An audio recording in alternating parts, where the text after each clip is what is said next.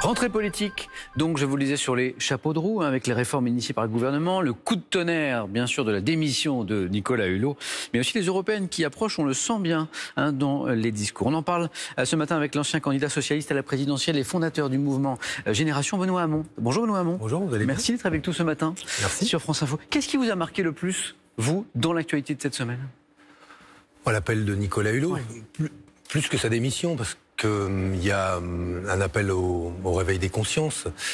Le réquisitoire qu'il fait, il est terrible. Il n'est pas seulement terrible pour Emmanuel Macron, oublions Emmanuel Macron quelques secondes, il est terrible pour nous tous.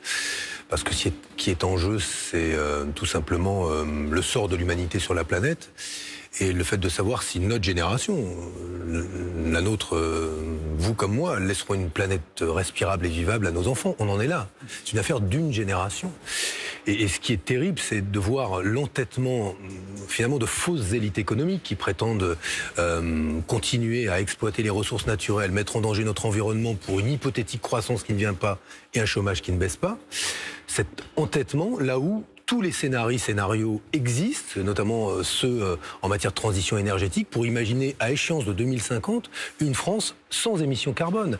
2050, c'est possible de ne plus émettre de gaz à effet de serre et d'avoir un modèle qui soit beaucoup plus respectueux de notre santé et surtout beaucoup plus respectueux de nos écosystèmes.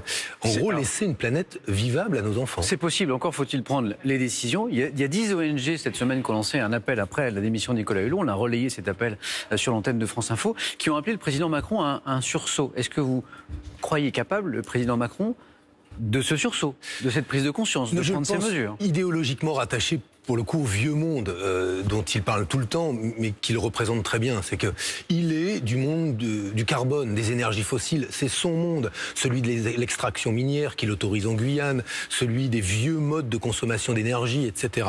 Et c'est pour ça que je le crois, moi, en dépit de son jeune âge, idéologiquement, intellectuellement incapable de ce saut-là.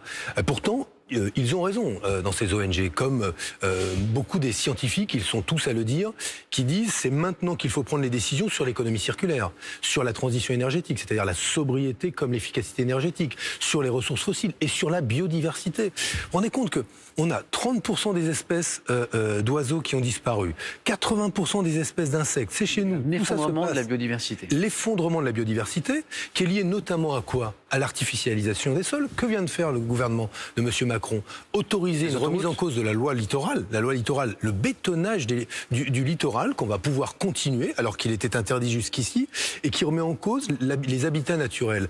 Et je ne parle pas des pesticides, pesticides massivement utilisés dans un modèle agricole, là encore, qui n'a plus aucun sens aujourd'hui et qu'il faudrait pour une bonne partie d'entre eux interdire parce qu'ils bousillent et démolissent nos sols, mais surtout la santé des agriculteurs et notre santé à nous, et pour commencer, celle de nos enfants. Parlons de ce week-end qui s'annonce, pas pour la météo parce que ça s'annonce sympa, mais pour ce moment important pour vous, parce que vous lancez à Albertville votre Tour de France et d'Europe des solidarités. De quoi s'agit-il ? Écoutez, les Français, ils sont fraternels là où leurs dirigeants ne le sont pas. Ils sont fraternels, où ils sont solidaires sur les questions écologiques, citoyennes, d'accueil des migrants. Et moi, je veux faire un tour de France de ces Français qui se mobilisent, plutôt que de regarder le président de la République dire, écoutez, monsieur Salvini, monsieur Orban, les dirigeants italiens et hongrois sont des nationalistes et ont une attitude vis-à-vis des migrants qui est scandaleuse. Mais qu'est-ce qu'on fait, nous ? Quand il y a un bateau avec des personnes en danger en Méditerranée, nos ports sont fermés. Alors on a un président de la République qui dit, nous sommes humains, mais nos ports sont fermés. Quelle différence pour les ONG, pour les migrants, entre un port italien et un port français ? Il n'y en a pas. Donc vous allez rencontrer ces Français. Quel est le profil de ces Français ? Est-ce que ce sont des militants ? Ah non, pas du tout.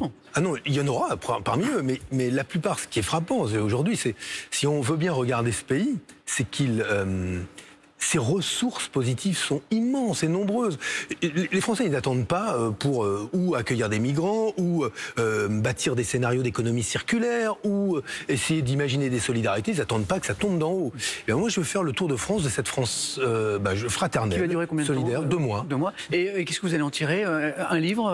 Non, sans doute des expériences, des rencontres, et puis nous allons nous projeter vers les élections européennes à partir de ce Tour de France-là, de ces expériences, et avec ces gens-là. Moi, je ne veux pas faire de liste européenne en prenant la liste du bureau national du parti Intel et en mettant tous ceux qui étaient sortants et qui veulent être à nouveau députés européens. Petite minute, parlons de ces européennes, parce que justement, ce qu'on peut aussi attendre peut-être ce week-end à Albertville, c'est que vous précisiez la feuille de route de votre mouvement Génération. Ce sera le cas ou pas? Écoutez, à Albertville, on va faire une ascension. On va parler au sommet, mais l'idée, c'est de montrer la beauté des Alpes et la beauté de nos... Ça s'approche des européennes, là. Oui, c'est dans quelques mois maintenant, c'est en mai prochain.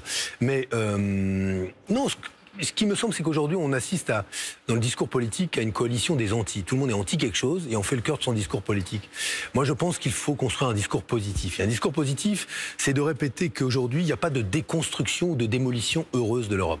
Ça ne sera pas heureux. Surtout dans le contexte où il y a des nazis qui font la chasse aux migrants en Allemagne, là où aujourd'hui un fasciste est ministre de l'Intérieur en Italie. C'est plus seulement quelques nervis dans la rue.